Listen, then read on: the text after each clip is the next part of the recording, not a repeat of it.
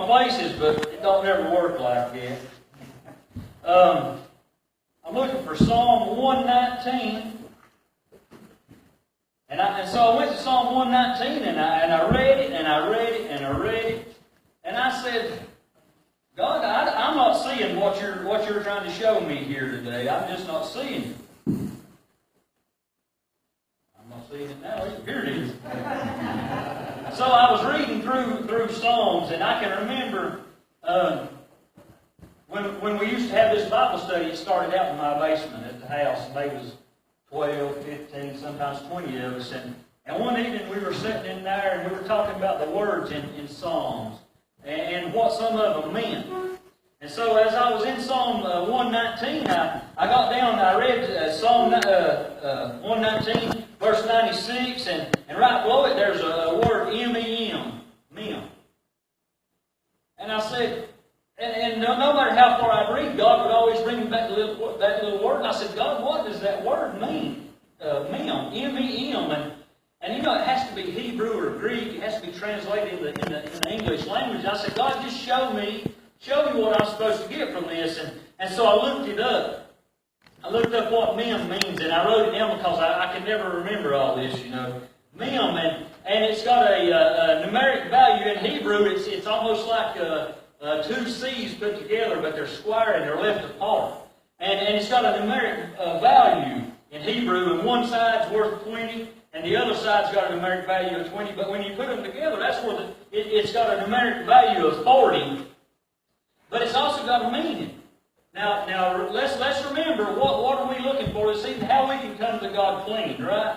And this is the journey God took me on today after church this morning to we're here right now. It's got a numeric value of 40, and it's got a word meaning in Hebrew and Greek, and it means water. If you're dirty, how do you get clean? Soap and water. And I said, God, is this it? And all of a sudden, He started throwing scripture out at me, and I said, well, we're on the right path, and just help me piece this together.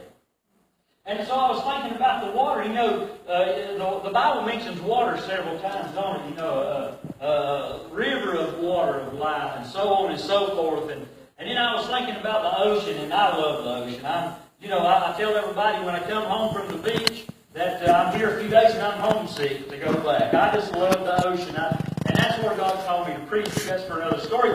But I was thinking about the ocean and the waves on the ocean.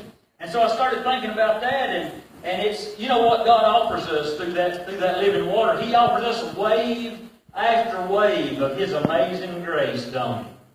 Wave after wave. Can you imagine that? Can you imagine the grace that He gives us that we're completely undeserving of? But that's what God gives us. He gives us wave after wave of His amazing grace. Okay, so we got the mem, and we know we're talking about water here, and we're talking about being washed clean. And so then He took me to the book of John. The book of John, chapter 6, verse 63, I believe it is. Fire with it. Yep, here we are. And I was just, and I keep thinking about, God, is this what you're meaning by being washed clean, washing our daily sins away on a daily basis? You know, I'm going to tell you what. You can't ask God for forgiveness today for what you're going to do a week from now. It takes a daily devotion to Him, but you keep everything up to bar to keep us on a level playing field, does it not?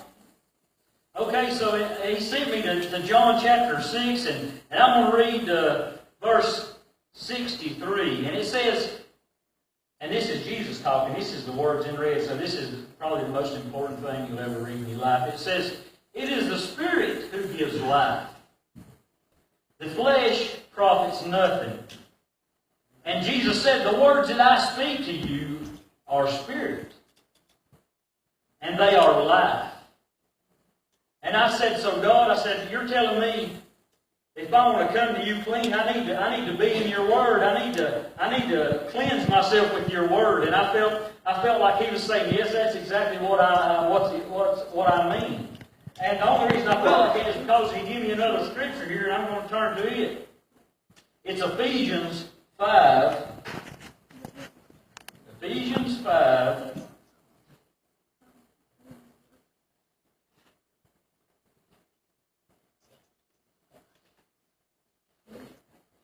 Sorry, I'm all over. I'm just trying to give you what the good Lord has given me.